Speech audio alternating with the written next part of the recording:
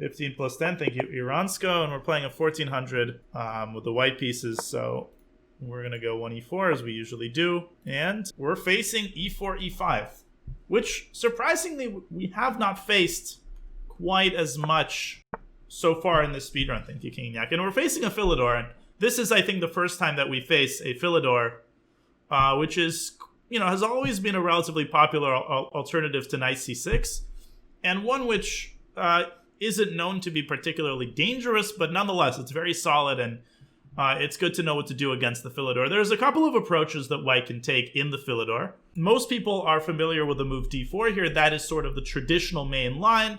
But if you're an Italian player, you can also start by developing your bishop to c4 and only later potentially go d4. In fact, I like that approach more. I like going bishop c4 in this position. And what's flexible about this move is that you can also potentially play pawn d3 and transpose to kind of an Italian structure if that's what you prefer. But most probably we're going to end up playing d4 anyway. The bishop, of course, belongs on c4 in these positions. Bishop b5 check here makes not a lot of sense because he could have just played c6. All right, so black plays c6. I'm not familiar with this move, but it seems like our opponent isn't prioritizing their development. So in response to that, it's only natural for us to open up the center with d4, but we can still delay that for one move if we want. We can castle here, which would be totally fine. But at this point, I don't see a reason not to play d4. I think the time has come for us to open the center. Let's go d4. The delayed Naro-kun, that's right. Okay, b5. This kind of play is quite common at this level, and it's nothing to be scared of. Our opponent is pushing pawns on the queen side. In the meantime, we've already developed our pieces and occupied the center. So there's nothing insane that you have to do here. Just drop the bishop back to b3.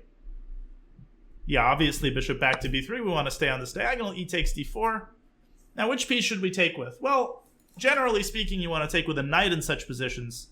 Taking with a queen could make the queen quite vulnerable to various attacking ideas like c5. So I would prefer to take with a knight here, just centralizing that. My guess is that he's orienting towards c5. But c5 is bad for several reasons. There it is. This is bad for several reasons, one of which is very prosaic. He's trying to pose a Noah's Ark trap where if the knight moves, black plays c4 and traps the bishop. But the first thing is that we can take the pawn on b5 simply, and there's no more c4. But who sees the second thing that we can do?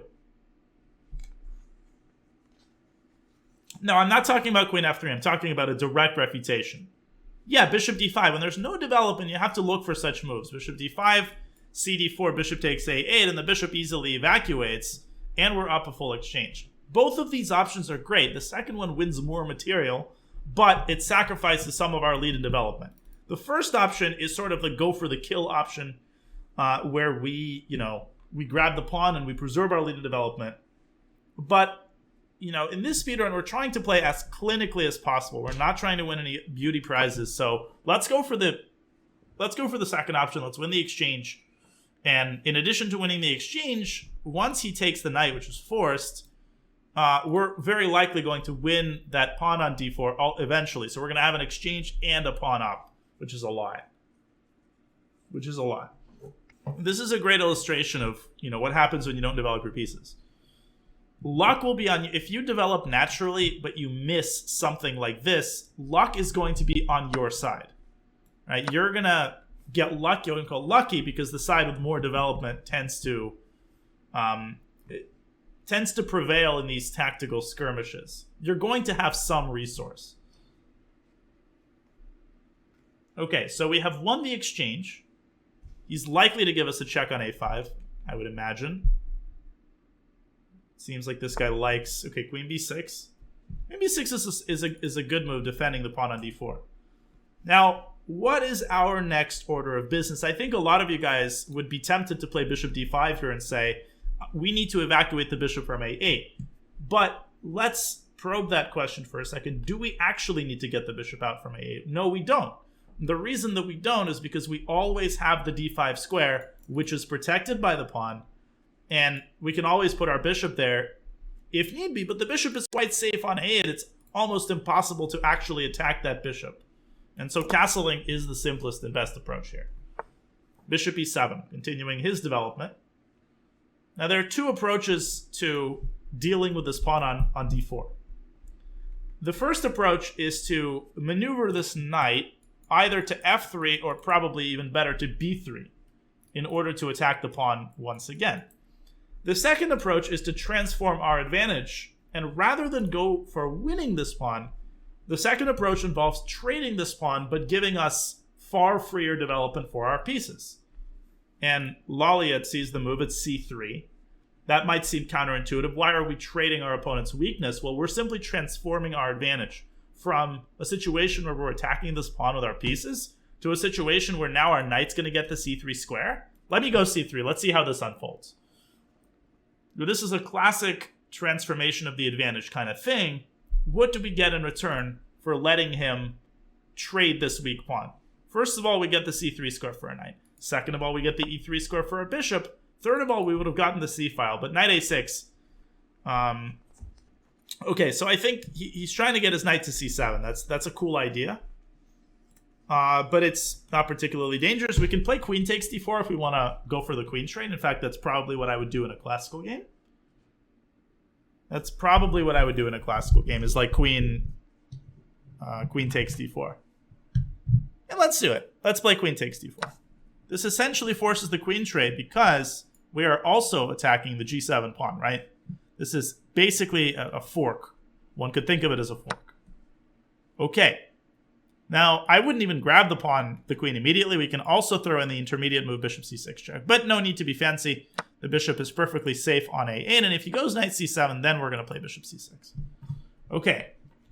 Now we're obviously winning, but how do we capitalize as quickly as we can, as efficiently as we can?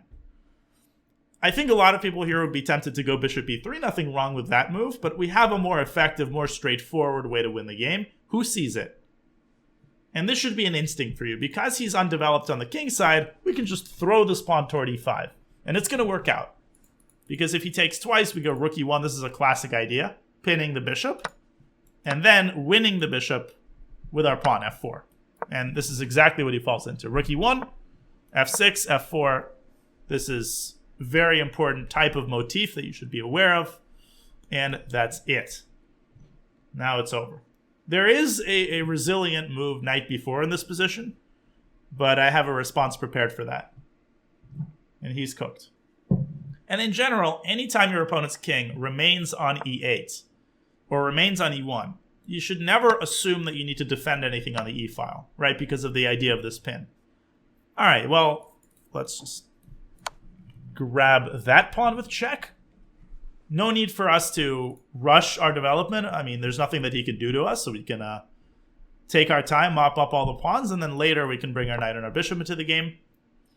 And at this point, and this is something that I've noticed, a lot of people struggle actually in positions like these to win efficiently.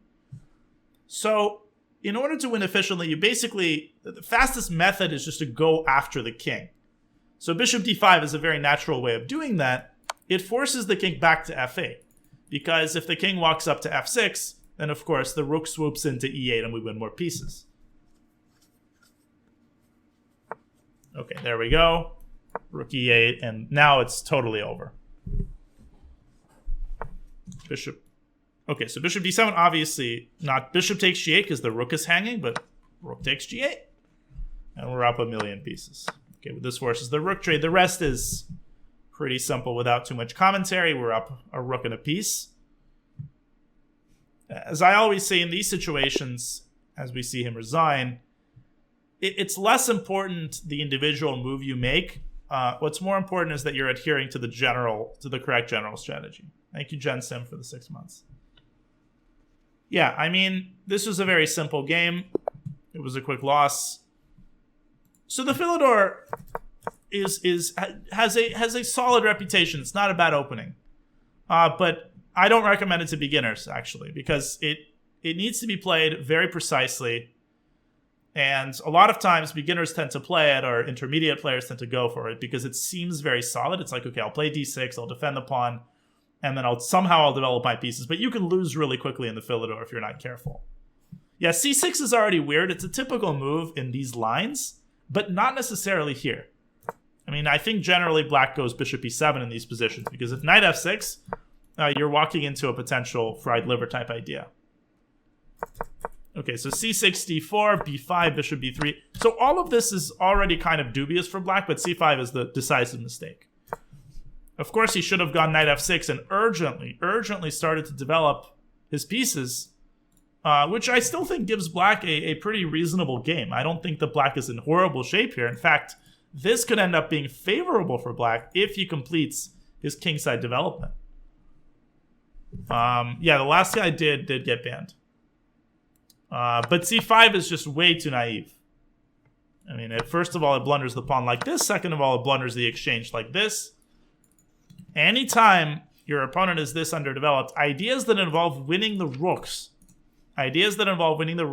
are extremely prevalent and should be considered. And I've previously shown one of my games from when I was 1600 where I actually blundered a very similar type of idea because I didn't pay attention to my own development. And I've shown that moment before on stream. My opponent didn't punish me for it, but it was a memorable moment nonetheless. Okay, so this is from 2005. This position was reached in one of my games. This is round 2 I'm playing, so many I'm outrunning, and I kind of very casually go b6 in this position. I kind of automatically go b6. And I won the game quite easily. c4, queen d, I mean, I fianchettoed my bishop, then I won a pawn, I won another pawn, and I won the game. Didn't think anything of it until my coach yelled at me, what did I miss in this position? In fact, white wins on the spot here. White wins on the spot.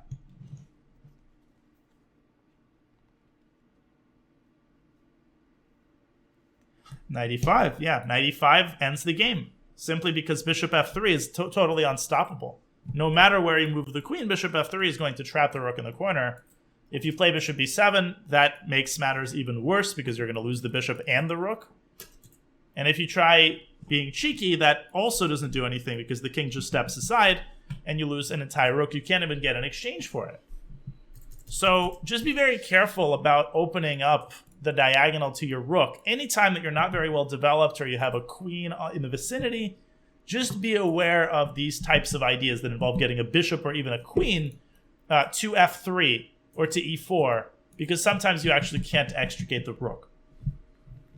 Just something to file away into your kind of your mental library. All right. So that was a nice game. All right, guys, it's 2 o'clock. I'm tired. I have to do winter stays, and I have to be ready on camera 7 hours from now, which means that I do need to get some rest. All right, thanks for hanging out, everybody. Have a great start to your Wednesday. I'll see you guys later. Bye, everybody.